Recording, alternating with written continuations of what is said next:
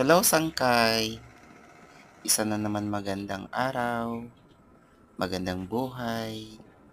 Tayo na naman ay pinagpala at marami na naman tayong magagawa ngayong araw na ito. So ito nga po ay pagkatapos ng malakas na ulan kagabi at may nakita akong inanod na kawayan sa irigasyon. So para makapakinabangan, kukunin po natin. So ayan, nagre-ready na nga po ako. Kinuha ko na yung itak at yung bota para pag lumusong tayo sa irigasyon ay hindi tayo mabubog. So let's go guys, samahan nyo kong kunin yan.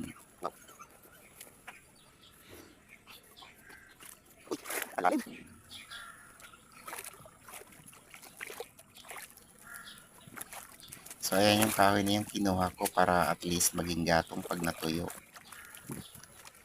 Tapos itong kawayan naman ay gagawin kong pakalat-katan ng mga gulay.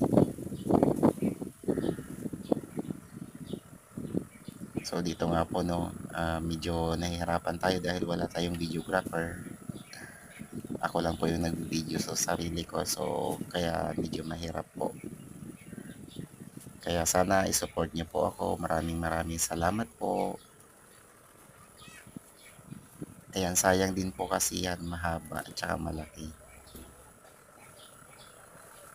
Pwedeng mapakinabangan. Salamat po.